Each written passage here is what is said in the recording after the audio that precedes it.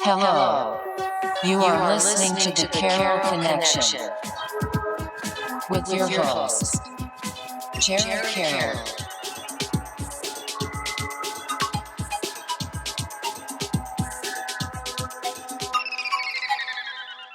Hey everybody, welcome back to the Carroll Connection. I am your host, Jared Carroll, here to bring you guys another great episode. I did want to take a chance to shout out last week's episode 98 with Gio DePino Alves.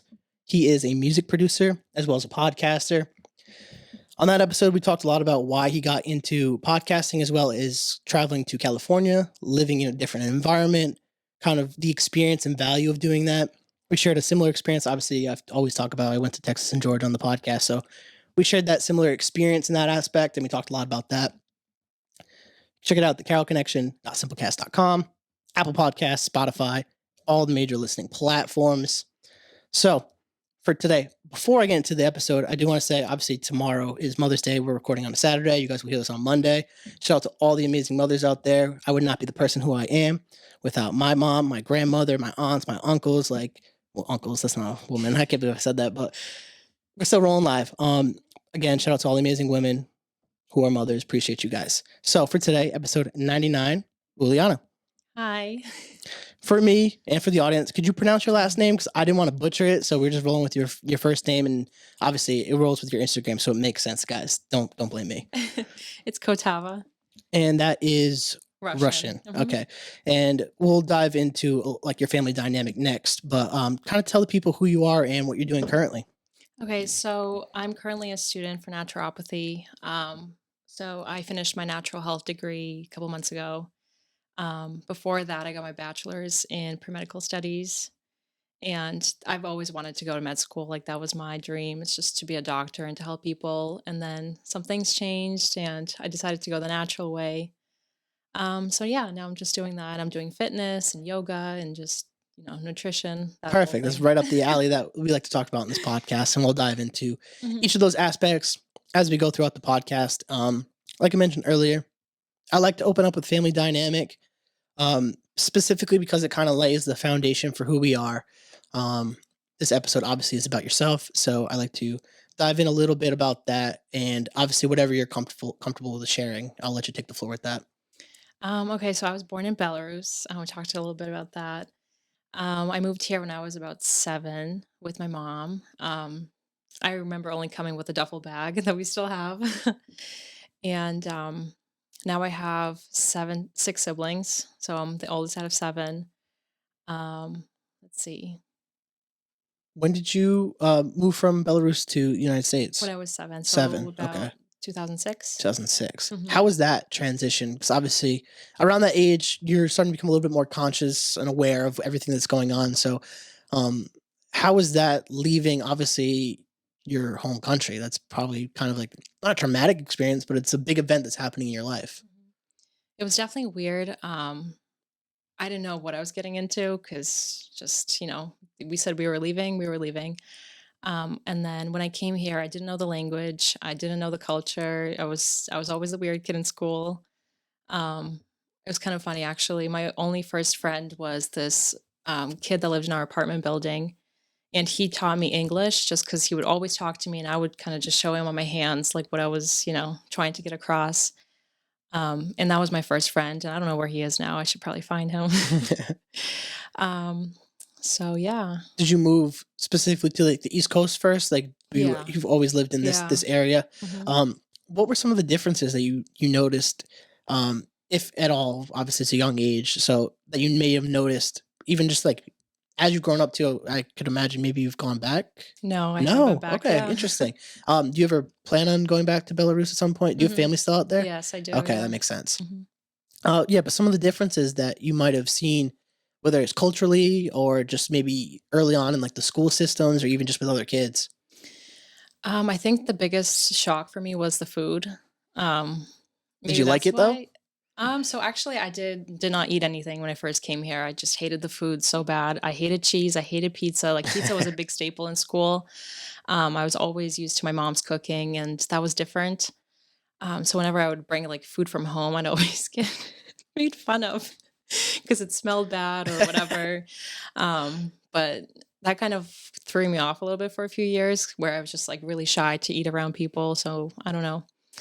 That was definitely a big thing. Another big thing was the family dynamic. We're really focused on like family dynamic and like living with your parents for like, until you get married and having your parents live with you until they die. So that was definitely not like something I saw here growing up. Like a lot of people will just like move out once they're 18 or 20 or 22, whatever it is.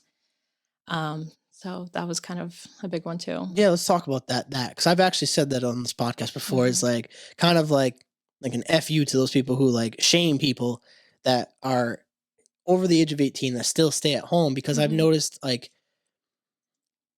in other countries, like it's normal, like it's like It totally is. accepted, which it makes fucking sense, like to live with your family. And like I always jokingly say, it's like, you guys not love your family? Like it's just like I understand everyone's family dynamics different, especially in the United States, but I'm like, man, like I just don't understand, like what's the rush to leave? Mhm. Like, And you're paying your own rent. You're basically working to survive. So, yeah, it's just like it was nice when I lived alone, like to have my own space, and it's definitely something I want. But mhm. like as I've gotten older and like once I moved back pre-pandemic, and obviously when the pandemic hits, like I was super grateful to be home and like to be kind of quarantined with my family. And it kind of like obviously like the beginning of the pandemic, everyone was so like kind of I'll use the word like holistic. Everyone cared about each other. Like everyone was like super like, gotta care about your family and friends. And obviously like a few like months after, everyone's kind of like back to like Yeah. fuck it. But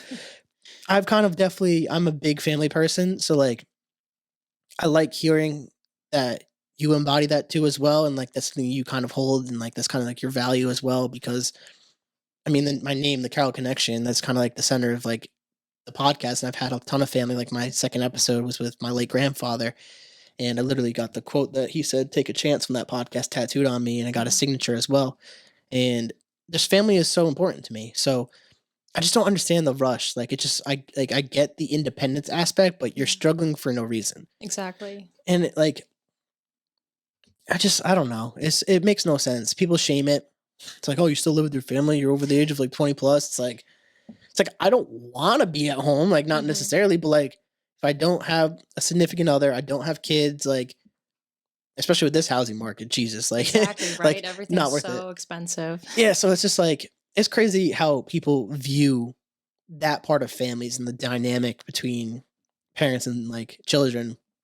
I wish it would change in our country, but Mhm. I don't think it's gonna change, especially with especially with the divorce rate tanking, like more people not having kids. Like it's gonna be interesting the next few years where that goes. But I want to transition a little bit to kind of like your childhood, your upbringing, as you've moved over to the United States. Did you find it kind of hard at first to like make friends with people? Oh, Was yeah. there a language barrier to it all? Oh, absolutely, yeah. So, like I said, I did not speak any English. Like, I think I knew like 3 words. That was all the training I had before I came here was dog, cat, and home. Why And then specifically those words? I don't know, I think I had a tutor. Like, now that I kinda think about it, I had a tutor who and, like, guess that's all I picked up was dog, cat, and home. But yeah, so my first friend was this one, like, Indian kid who lived in my building, and we were, like, inseparable for the time being that we lived there. And then during that time, we didn't have phones or, like, Facebook or anything, so we lost connection. But in school, yeah, it was really hard because like, girls, I don't know why specifically, but girls, like, bullied me a lot, especially when I was, like, first starting to come in. And my teacher, I remember she was the worst. She was just I don't know what she had against me, or is it because of the language barrier, but I feel like she always did things to, like, put me with those groups, and, like, I was just had a really bad experience. This one time, actually, I was really being really petty, and, like, this girl was being mean. So when she went to sit down, I pulled a chair from under her, and, like, she fell. I've done that before. I felt bad after, I but I was felt like, bad after too, but it was kind of just like me rebelling out just because I felt like I wasn't being like heard and like respected. Um, but then I ended up making friends with one other boy in my class, and for some reason the teacher would never let us like sit next to each other or whatever. So I always felt kind of alone, like in those like for first few years. And then I ended up transferring schools, and then I found kind of like my clique. Just also immigrant kids who just didn't know any English. When did you transfer schools? Was it a little bit later? I think it was second grade. Yeah. Okay. Did you find that transition hard? Because I know some people find Mm. transitioning schools at that point. You've obviously moved countries, so maybe it was a little easy for you. Yeah, it didn't really strike me as anything bad or Yeah. So then, traumatic. as like you start going through the grade schools, did you play any sports or anything like that? And did do any hobbies, whether music or anything like that, growing up? Yes, I did cross country. I did cheerleading. So I was really good friends with all those people from all my teams. And then in middle school, I picked up basketball. Didn't really like that. And then in high school, I kind of picked up other sports that were kind of like my vibe. Did you find that playing the sports started to help you make friends more quickly and easier too? Yes, yeah, because we always had this like same kind of lifestyle. After school we go to practice, and after practice we go home, have dinner, have like time with our family, do homework, go to bed. With the friends that didn't do that, it was kind of different because they would want to like hang out right after school, and like you have responsibilities, and also like in my family, I had a really big responsibility of helping my mom raise her kids.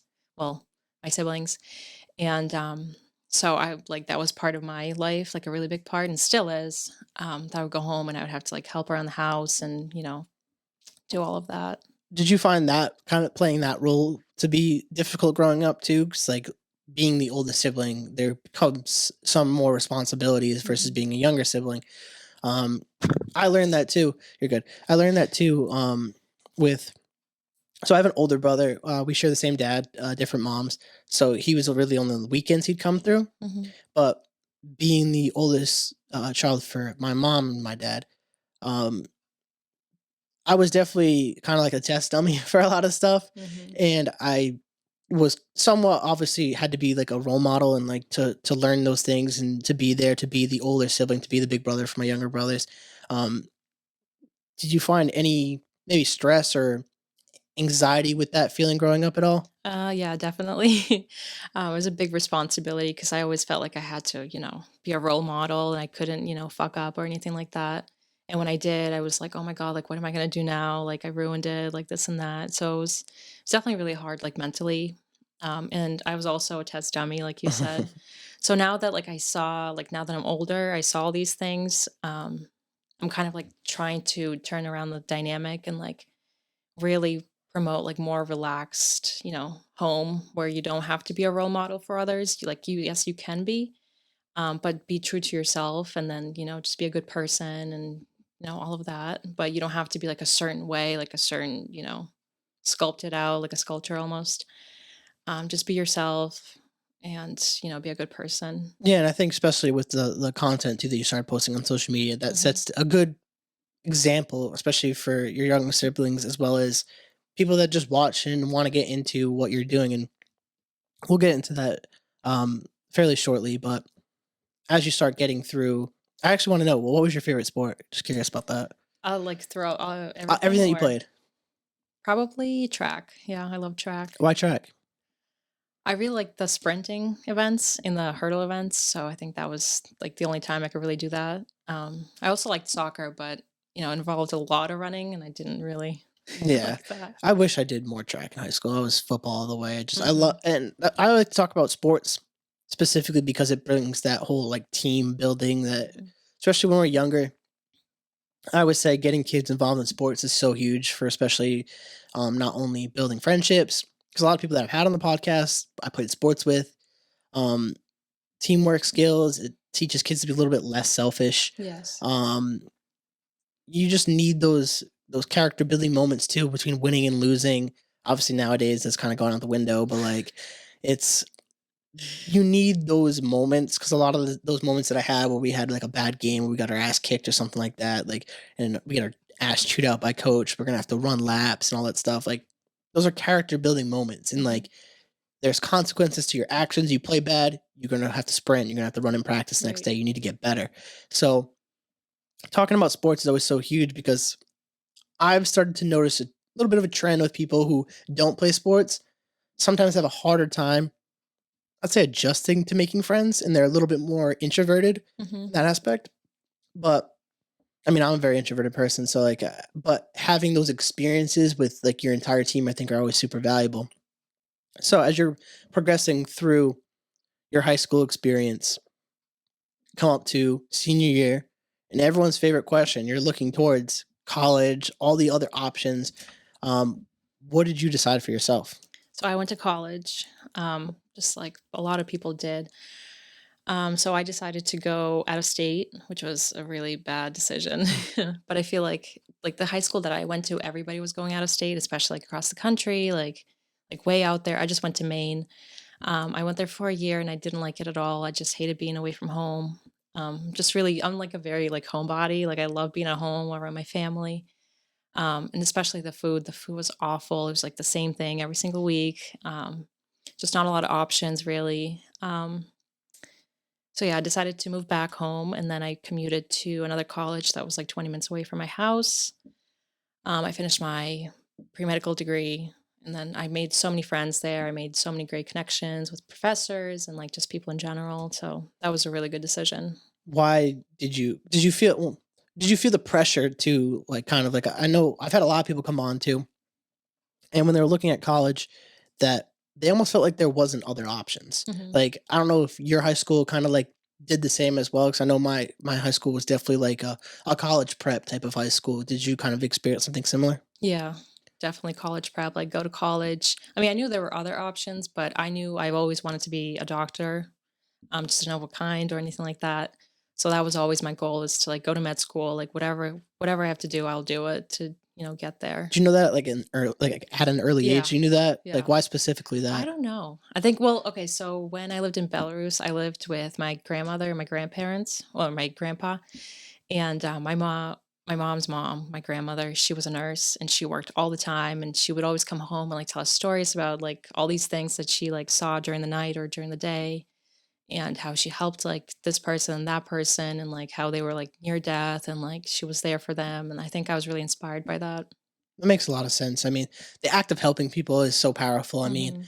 if you can find ways in your life to help others, I can guarantee it's going to make your life better as well. So, like, a career like that makes a lot of sense. And even with what you do now, it kind of makes a lot of sense how it translated into what you're doing now. So, I want to talk about too a little bit how you mentioned you kind of had like a career shift in college of kind of like where you wanted to go. What was kind of like the deciding factor of how you're going to change like kind of career paths of like your trajectory? So this was actually right around COVID, like right when the quarantine happened. It was my junior year, the spring of my junior year, and just everything like abruptly changed. Like I always knew, like I always had a plan. Like I'm a very big planner. Like I always plan my time, like my day, and my career, obviously.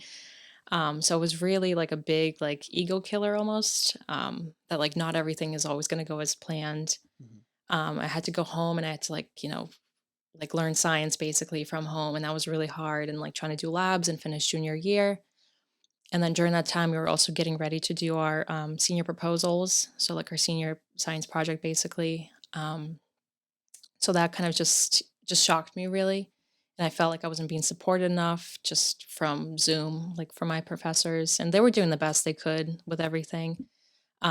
It's just for me, like I didn't feel supported. So, and then just with everything else going on with like politics and everything in the news, I had a really big like mind shift.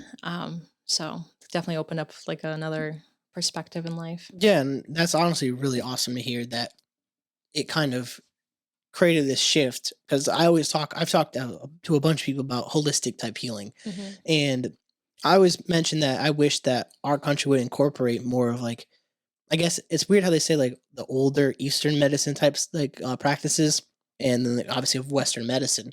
And I wish that we could come bring a lot of that stuff in because a lot of that stuff has value, It does, yeah. and we kind of forgot about it over time because obviously pharmaceuticals become a huge industry and that pushes a lot of the stuff that we do. Um, so it's cool to hear that that and a lot of people had this kind of mind shift too with the pandemic that kind of changed like where they're going to with their career. And even myself, I had to learn how to do a podcast when people Hmm. don't want to come and work around that. And I had to take time off from doing it for a while. And there was a lot of hurdles that I had to like jump over almost. And even with work, I work in like the accounting finance realm, and I was maybe 2, 3 months on the job. Like I didn't really have a lot of time on the job. And it's funny now, like I barely go in the office, and like Mhm. how the mindset has shifted before pandemic. It's like, oh, you gotta be in the office, you gotta do your job in the office. Like that was like the hard set.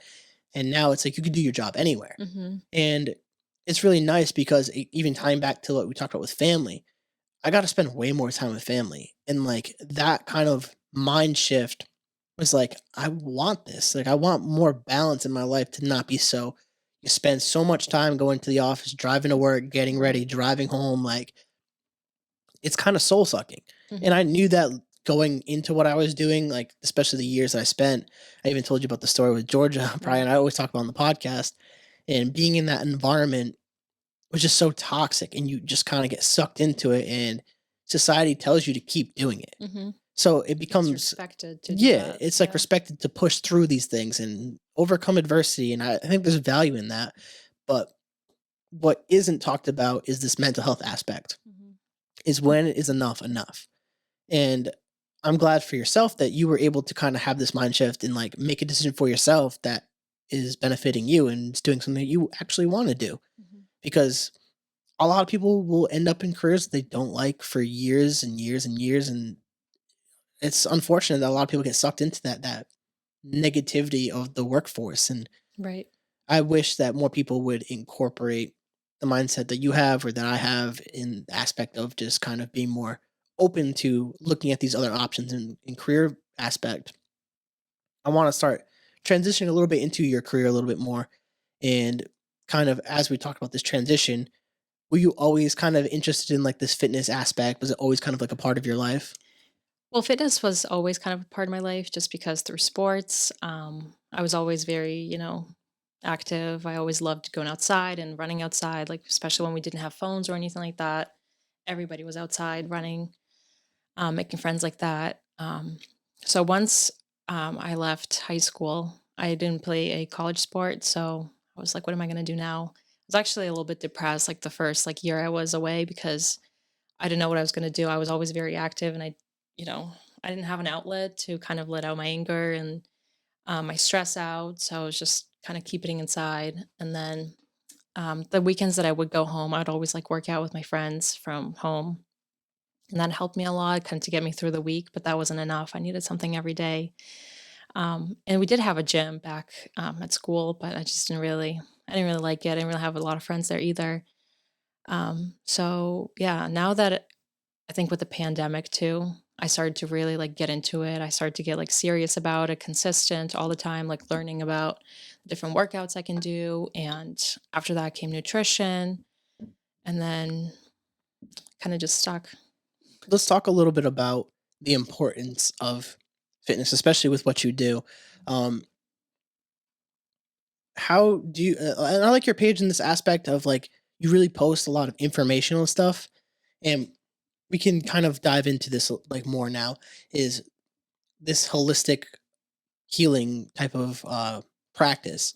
Um, Kind of, would you kind of tell people a little bit about this in case they don't know about like the holistic side of like medicine? So basically holistic is just based on like the entire body, mind and spirit, like physical body, mind and spirit. So whatever happens to your body is happening to your mind and to your spirit, and they're all interconnected and they all affect each other. And I think that's not something that's really discussed in the like allopathic world, which I mean, allopathic is just like your regular doctor. Basically, you come to them, you say you have a symptom, and they say, "Great, here's some medication for that symptom," and then you're on your way. With holistic, it's more of like you have this symptom. Well, let's talk about why. Let's talk about like where it came from, when it came, what is it connected to an organ or another organ system? So everything basically in your body is connected either physically or energetically or spiritually. So when you heal like one part of yourself, you heal another part of yourself. So even things like if your liver is suffering, it's probably something to do with your emotion of anger, that you're not letting out your anger enough, or, and it doesn't have to be like screaming or yelling. It's just something like resentment, maybe, or just a fight that you have with someone that you're just like keep like rehashing it and rehashing it. So this is something where like therapy comes in like really well. to get out your emotions, and that can actually heal other parts of your body, like, your liver and stuff like that. Yeah, especially as someone who is been in the mental health, I've noticed with therapy that a lot of things in my life started to change, like my attitude, my actual physical Hmm. health. Like when you and I love talking about my experience with therapy, and I haven't done it in the last couple episodes, which is surprising, but especially for a lot of men, we don't use this outlet for ourselves. And I want to be kind of like not spokesman for it, but like I want to bring it up more and have these Hmm. conversations. And because people think therapy and they think something's wrong with you. Hmm. And I always say, like, something doesn't have to be necessarily wrong with you to go to therapy, because it's just sometimes nice to have someone that's gonna listen to you Right, just and to talk to someone and get it out. exactly, and like they're a professional licensed person who actually will give you advice on that and how to like work with that. And you got to put in the work with therapy. Hmm. A lot of people will look at therapy as just something that they need to do, and it's like a kind of like a checklist item, but Right. it's like no, like you got to go in therapy with like an objective. Like what am I looking to get out of this? Hmm. And it kind of goes to what you said, you're really into planning, and I always say planning is so essential to everything that you do in life, because so many people will just move through life going with the flow and never really end up anywhere. And there is value in the mindset of just go with the flow, just kind of go with the process, but it also can kind of lock you into a certain place Hmm. because you become so carefree that you don't care about anything and you don't have any goals or values or driven towards anything. And this is just not even for like your career. Yeah, it This goes is for anything. everything: family relationships, romantic relationships, work relationships, like everything, your life, your body. Like, if you don't have a plan with something, man, you're gonna fail. Like, you're just going to. Like, I can imagine for yourself when you were looking to step into kind of what you're doing with social media, you kind of had to figure out some type of plan on how you're going to do this. Right. And how did you kind of enter this kind of like this fear with like, especially with TikTok being a thing and obviously Instagram being a huge proponent of promoting yourself on social media? How did you kind of coach yourself into like stepping into this space? Oh boy. So actually my Instagram started with like during COVID. I basically just posted like fitness stuff and I didn't tell anybody about it. It was just kind of like my own diary, just to like see what my progress and like post the food and whatnot. And then slowly, as I started to get into more holistic, I started to post more holistic stuff. But it just, you would look at it and you just didn't know what was going on. Like it was yeah, health related, but it didn't really have like a specific like point, I guess, to where you were going with it. And then once I started to really like get into it, I started to research like just people who like made it and like really made it look good and post like good information, kind of just like either talk to them. I try to like DM them and say like, hey, like if you have any advice, like I would love to chat. And some people do, they're very open, like, hey, like, yeah, we can, do like a 10-minute call. And I'm really grateful for those people because they're really like sharing their experiences.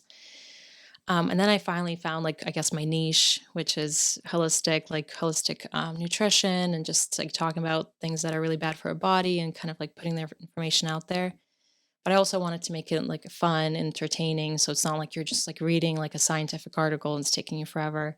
So I stuck with like the little like snippets, it's just like like a hook basically, and then I kind of like described what I wanted to in the comments. And then like with the reels and stuff, that was really hard because I hate like putting myself out there. I never was one to like, put myself out there like that. But I kind of just, I don't know. I just did it I like mean, one now look time. at you're on the podcast. Like, Yeah. so like it's because like when I first saw your page and I started because I always I see everything on social media. I watch everything, and Hmm. part of it is like I'm always looking for more guests. And as I saw your page started to like slowly, I saw what you were doing, Hmm. and it kind of reminded me of like what I was doing when I first started. And I try my best when I see someone doing something on social media to give them my advice of what I've learned from what I was doing. So when I saw you started doing your reels and posting more, and I was like, well, you should try this and try this, and because Hmm. there's just stuff that I've learned that And it helped. It was yeah, awesome. Yeah. and I'm glad that you were able to find some value in that, because I try to like give my perspective. Obviously, like a lot of my advice for social media has come from TikTok, and Instagram's a hard place to grow anytime with any type of content in general. But a lot of stuff I learned from TikTok, I've learned to apply to Instagram, Hmm. and it's hard being like a content creator because I mean that's essentially what we are when we're on social media is we're creating content. Um, we talked a little bit about this, like the hurdle of kind of getting over the fear of posting yourself. Um, was there any kind of things that you had to do, or was it just consistent posting more that was kind of the way to get over that fear?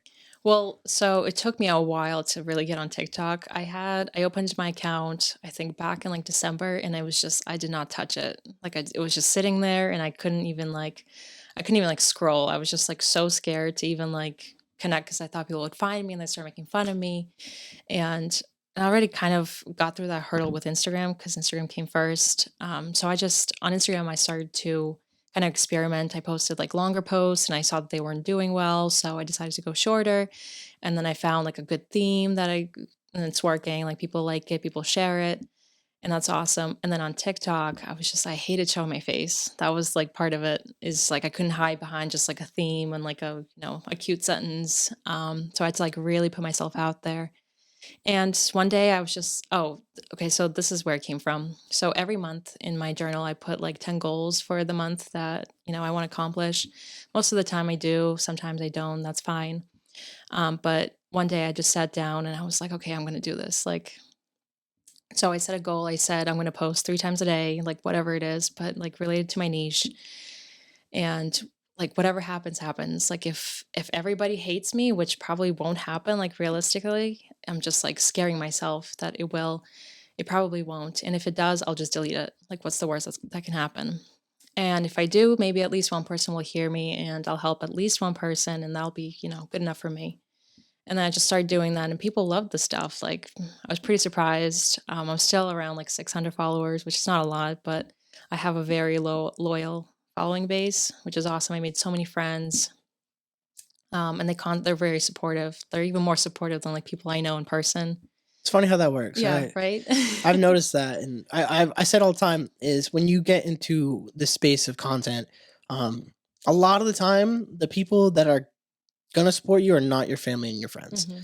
I mean, you got to think about it realistically too. And I kind of came to this realization is like when you're posting the content that you do, yours more holistic, mine's more mental health. That you're not posting it for your family and friends. If some of them like it, they'll gravitate towards it. But like you said, you got to find the niche. Mhm. And I think a lot of people struggle with that in the aspect of finding their niche because it is hard to identify like what you're trying to accomplish with content Mhm. because there's no real like script to this. Like you got to just kind of figure it out.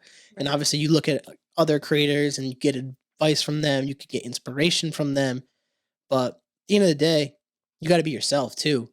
And that was something I had to like kind of figure out this podcast early on. If I go back to my first like 10, 15 episodes, I'm like, damn, I sound like an idiot. But it's like you learn from that. Like I have a formula now. I have a very consistent like layout, and like I even laid it out to you beforehand. Like we have bullet points of stuff that we talk about, Mhm. but it's a conversation in general. Like none of this is really scripted. Mhm. So like that was always my go-to with the conversation was make it real, make it authentic, make it something like we would talk about off air.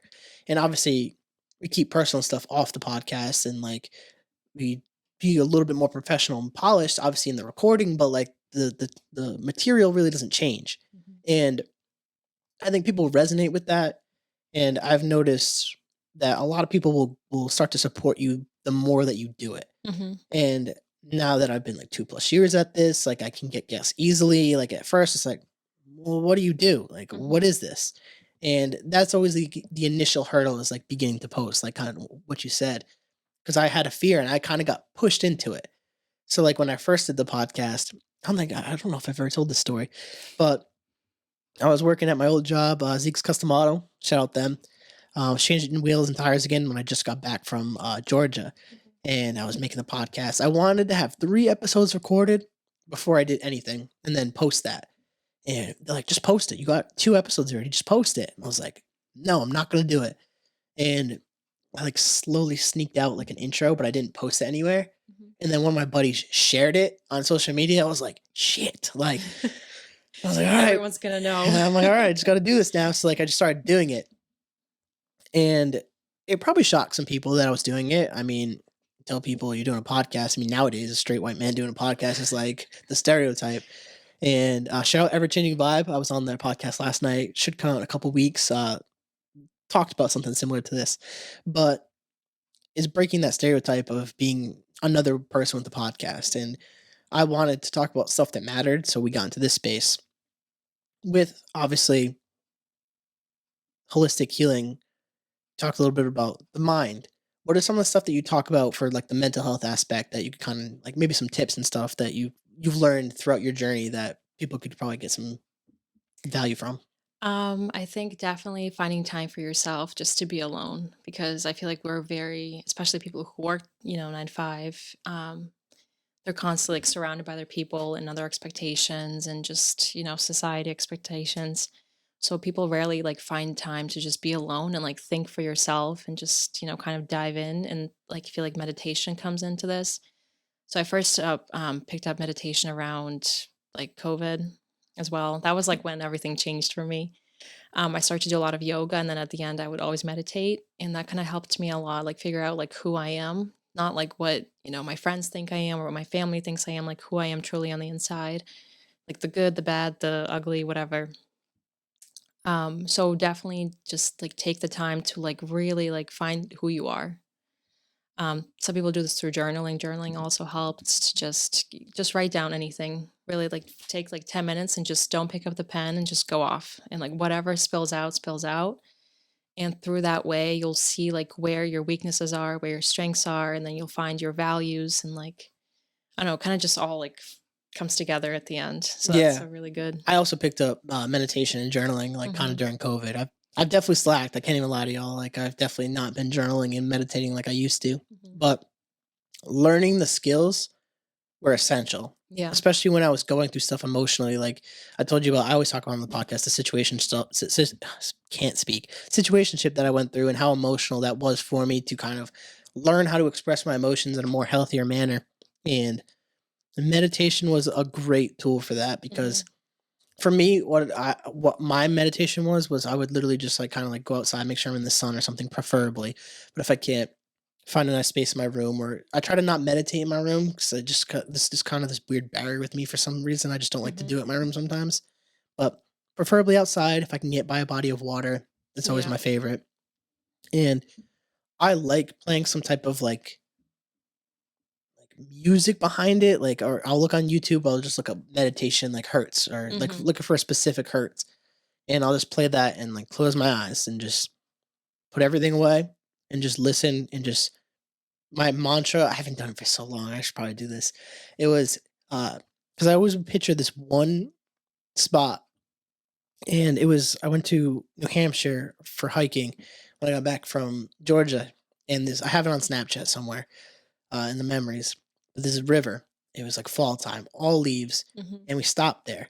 And I remember just sitting there, looking at the water, watching the leaves go down the water. So when I meditate, I put myself there, and I go. I think it was in in with nature, out by the river, and like I just kind of would like constantly like picture that. And I did this practice with my therapist once, and a lot of the stuff that she taught me, I was already doing, and like I didn't realize it. And we did this exercise where you'd put yourself kind of by a river, and when you think of a thought, when it would come in, because obviously you're meditating, you're gonna have thoughts come in and out. That's Oh just my part of God, yeah. meditation. And you take the thought and you allow it to be there. Then when you're done with it, you place on a leaf and let it go by the river. That's a really good one. Yeah, my therapist actually told me one time to like think of it as a train and you're standing and just watching the train go by. Like just let it go by. Like don't get into that train because you just want to sit there in silence and just, appreciate the silence of it. Yeah, it's because like you're gonna like I'll have those moments of silence, but a thought's always gonna come in. Like Yeah. that's part of the meditation because people are like, "Oh, I just can't meditate. I can't do it. You gotta practice, obviously. Right. You're, like it's not just gonna happen. Because And like start small. You don't have to do like 20, 30 minutes yes, immediately. like I would if like my routine was like if I can get 10 minutes a day, That's golden. beautiful. But like Yeah. sometimes I'll learn how to like use the practices and do like a mini meditation with like maybe a couple minutes, like just breathe, just like a breathing exercise is so valuable. Um, kind of, I want to know some of your, like you mentioned a little bit, like your meditation styles. Like, there's obviously so many different ones, but are there some that have worked better for you than others? I try not to go by like a specific one. I kind of just see Yeah, what what's I'm yours then? feeling in Yeah. the moment. So basically, I just sit down and I just kind of like think about if it's in the morning, then I'll just do like a little bit of gratitude. I'll say like, thank you for this, thank you for that. And whoever, if this is the universe or it's God, like whatever you believe in, just say some gratitude, things you're grateful for. And then usually I'll do like a moment where I'll just think about everything that I'm stressed about in my life. And I'll just mentally try to let it go, just picture it leaving. And then usually if I'm doing this outside, I'll try to, focus on nature sounds, if it's birds or like the wind or whatever it is. And just like be in my body, just be present. I try to do this lying down. This also helps if you do like hip stretching exercises Hmm. beforehand, because that's a good way to like release a lot of trauma and emotion. Hmm. So once you do that first and then you go into the meditation, it's a good way to just like let everything loose. Do like hip like thrust exercises with like in the gym too? Like are those like would you say those are beneficial too in that aspect? Um Or is that it's different? Maybe. I feel like that's a little bit different. I'm Okay. talking more of like yoga, like hip Okay, opening okay, okay. exercises. You can even just sit in like a butterfly. That'll be good. So that's a really helpful way of doing things. Yeah, I definitely will sit and kind of like crisscross applesauce, they say, and Hmm. just like sit and just like try to keep it straight back as best I can. And like, Yeah, be aware of yourself and do yeah, breathing. Breathing exercises really help. Like do really controlled, like in and out. I do like the 6-4-6 method. I think that's what it is. So you I've breathe never in heard for it. 6, and then you hold for 4, and then you breathe out for 6. Okay, And yeah, yeah. that's so I actually used to struggle with insomnia a lot. Like I could not fall asleep to like save my life. And then I found that meditating right before bed, like it's like works like magic, like doing the breathing exercises. Yeah, that makes sense. And like, there was, I don't know if my therapist taught me this one or, um, but it was like feeling, yeah, I think it was my therapist. It's like feeling everything in your body, like the sensations, like you're focused and it helps you get into that meditation trance almost. Hmm. Is like you don't move the muscles, but you feel them. So Yeah. you could feel like it's so weird how you could do this. Like I don't even know if I'm explaining it right, but like you feel your feet and you feel like your shins, like your calves, go Yes, up to that your one too. thigh, you go Hmm. all the way up to your body to your head. Like you feel your ears, like without thinking, like I'm like concentrating on my ears and like you feel the ears. And it's like doing that and then it builds like because it takes the focus off the thoughts and it Hmm. focuses on the body. And then once you get into that, then you can work more on the breathing, and then it gets you more closer towards that meditation state. I forget. It might have been a book. I think it was a book actually. I gotta get back into reading. That's one thing. I like. I was doing so good until like I like to read more in like the summertime, like when it's nice Yeah. outside. I just Hmm. prefer to be outside and reading a book. I'm in the midst of Laws of Human Nature by Robert Greene, Oh yeah. so I'm Okay. almost done with that. Let me know how that is. Yeah, I honestly love it. A lot of the stuff that we talk off podcast, a lot of the stuff that those principles that we kind of believe in relate in that book. Oh And yeah. like it's human nature, like it's the kind of just like the biology and stuff behind like the thought process. And it's really like because I know the controversial book is that he's written, I think it's 48 Laws of Power. Oh yeah. And some people say it's a controversial book and because it teaches certain aspects of Yeah. power Hmm. dynamics. But I think it was banned in like some prisons too. I yeah, heard about that. like so this book's a little bit different. I love Jordan Peterson. I need to read his next book is Beyond the 12 Rules of Life. Hmm. Um, love the way he writes, just like as a psychologist. I'm pretty sure I'm saying the right thing, but I love the way he puts things. He'll take like a scenario. I know there's one there's like it's like a hermit crab and like the way they do dominance and mating strategies, and then he relates it to like humans and like he just tells the story and then breaks it down in like Hmm. the actual psychological aspect of it, which is like always super helpful to get a picture of something and then have someone explain it. Right. So I love reading. I always highly recommend it. Any books that you would recommend that you may have read or been reading? The 12, the one that you mentioned. 12 Rules of Life. Yeah, I Yeah, got yeah, that one. Still have to read it. yeah. That's something reading is like something I've kind of gotten into more recently. Yeah. Hmm. I never was like a big reader. That's my unfortunate downfall. But like as I've Hmm. started to get into more like the space that I'm in, I've realized the value of reading books because obviously I think knowledge is power. So the more Mhm. you know, the better you are. So reading these different aspects, especially with my podcast, brings up talking points and a lot of the stuff that I'm reading in the laws of human nature is stuff that I do. And Mhm. like it's stuff that I've already implemented in my life, and it breaks down of like analyzing people, like, and especially doing a podcast. And one of the cool ones that they talk about is like mimicking people. Mhm. People will do that, and like it's a way to like elicit like different responses, and like Mhm. it's like the way you're crossed. Like I could go like that, and like it can make certain people more comfortable, and like it's so No, I'm like interesting. hyper aware of it. No, it's just so interesting that like I'm just pointing it out as like an example of like Yeah. what they say, and like you don't overtly like say it, but like you just do it like casually, and Right. like you make it little like movements towards it. And it's so interesting how like things like that can like open up different aspects of people's like emotions and like comfortability, and it's interesting read. I would definitely recommend it. I'm definitely Mhm. getting I think I'm in like chapter 14. It's like a 500-page book. It's a big one, Okay. so Yeah. definitely would recommend that. Um, I want to talk about with more with the social media aspect too. I'm curious to the layout that you have. Did you Mhm. get that from someone? Like, did someone recommend that to you? Because I personally, I love like Instagram aesthetics. So like, Me too. I love that. So did you learn that from someone? Or did you just kind of No, do that yourself? that was just like one of the things I experimented with. So before I thought I was just gonna do like every single slide would be the same. Like so it's just you come to my page and it's just like a white and gray like aesthetic, I guess. So now I do like a blank page and then I do a reel and then like a infographic and then a reel and then so it looks pretty. Yeah, I like that. And you're showing your face too, which Yeah, I think is like, exactly. And I'm incorporating reels too. So kind of just all worked out really well. yeah. Where do you get like a lot of that information from? Is it stuff that you've just learned throughout Yeah, the from years? school. Okay, Yeah. cool. Hmm. And like, are you so you're currently still you're a student currently, correct? Yes. How has that been like, and what is kind of like the trajectory of like where you're going with this, what you're looking towards like after school? Okay, so I'm supposed to be finishing up my holistic health certificate in November, I think. And then after that, I'm going into naturopathy, and that's like a 4-month course, and then I'm done. What is that? Like So what's like that's basically just like a really good holistic health okay, I just wasn't sure professional. on the word. Yeah. Yeah. So they basically do like everything. They do exams, like body exams. They can take urine samples, saliva samples, stuff like that. So we don't do any blood work. That's like, we consider that to be like an invasive method, and we don't do invasive. The most we'll do is like urine and saliva, and that tells us a lot about what's going on in the body.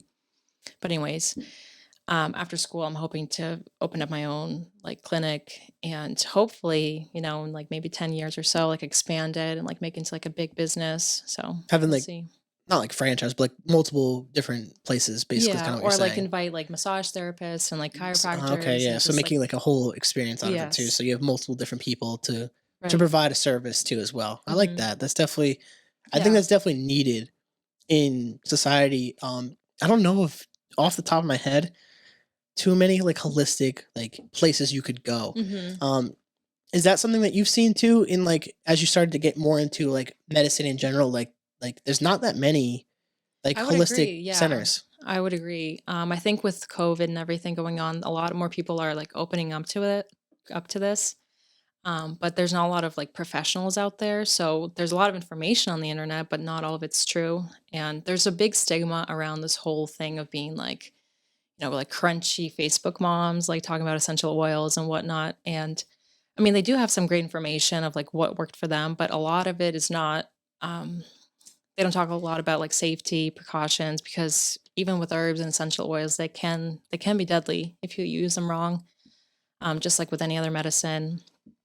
So people really need to like learn how to use them, and they would need to learn that from like people who have experience and knowledge to do so. So I really want to be like that advocate, at least on the internet, for at least, whoever people that follow me, to like really talk about like the safety aspect of it too, because you can't just like go in and like head first and like take all the essential oils and, so yeah. So I think a lot of people are like really opening up to this, and trying to find answers because just like our healthcare system is not really for the people, I would say. Mhm. I've had like terrible traumatic experiences in the medical system, which kind of also like pushed me to do all of this. It's almost like you're treated as like a item on a conveyor belt. that you come in, doctor doesn't even look you in the eye. What's wrong? Oh, I'm having this symptom and like this and that. Here's some medicine. Come back in 2 weeks if it gets worse, and you're on your way. Basically, I mean that doesn't go for everybody. I actually posted a TikTok a couple of days ago, and some girl went off on me about saying that, because not all doctors are bad. And I agree, some doctors are great. They really focus on healing the entire person, not just symptoms, or putting you under the knife and sending you home with medication. But most do, and that's not a them problem. That's more of a society problem, and the whole system. It's not. They go to school for this, and they're good at what they do. They're good at performing surgeries and life-saving procedures and whatnot, but they don't really do the whole healing the entire body, and they don't really look at root causes. And that's really important when you talk to somebody. And even just hearing their story, some people just want to be heard. They just want to go to someone who will hear them and respect them and look them in the eye at least, and just kind of be there for them. Yeah, it makes. I want to say, one of my episodes with Mike Bozak, he's very into the holistic healing as well, and I want to say he made a similar reference of this conveyor belt type of medical system that we have right now, and it makes a lot of sense. I mean, at the end of the day, everything's a business, so Yeah, exactly. we live in a capitalistic society, so everything is through money first. So the more patients you see, the more money you get. So I mean, Right. that's a lot of, unfortunately, the motivation for a lot of doctors. I mean, you go to school, you get that much debt, you want to make all that money Right, back. So I mean, exactly. it's kind of it's a double edged sword with modern medicine. The way the system is set up, obviously you want your doctors to be educated, Yes. need that. The price that we place on it though becomes an Really a iffy exaggerated. conversation, because it's you're putting these doctors in incredible amounts of debt, and you're not placing the priority so much on, for some of them, maybe not on the actual health of their patients, but on earning the money back to pay off the debt they just incurred. Exactly. So it's a very difficult system that we're navigating. I like the fact that you're going down this path that you are. I've definitely liked this conversation. It's definitely been something of value to, especially with the stuff that I talk about with mental health and all those amazing things. We are wrapping up on this podcast. I do have one more question for you, and you know what it is. Is there anything specific aside from that question that you need to say or you want to bring up? What do you mean? Is there anything that you wanted to say or bring up before we get to that question? No, I think Okay, we okay. covered everything. Cool. So the last question that I have for you is, what would your advice be to someone who wants to pursue their passion? I think living life without regret is a big one. Personally, one of my biggest fears is being, 80 or 90 years old and looking back at my life and saying oh, I wish I had done that. I wish I didn't do this, or I wish maybe I could have done that. And I do not want to do that. I feel even now that I'm 23, there's still some parts of me that I wish I did that, or I wish I did that. And it's the worst feeling in the world, is thinking that you could have done something that could have been so true to you, and would have made everything amazing for you in your life. But you just were too scared because of what someone else thought, or just anything else really. So just really find out what you want to do and just do it. I think that's a perfect way to wrap up the podcast. Change the camera real quick to make sure we catch everything in the last part. Appreciate you for coming on the podcast. Thank Appreciate you you. for making the ride out here. This has been an awesome time meeting you and hearing about your life story. So I appreciate that. Thank you for having me. Perfect. So you guys on the podcast, if you like the podcast, please rate, review, subscribe. You can check it out, the carrollconnection.simplecast.com. Also available Apple Podcasts, Spotify, and all the major listening platforms, as well as YouTube. So check it out. The video is sometimes fun to watch as well. So until next time, guys, peace.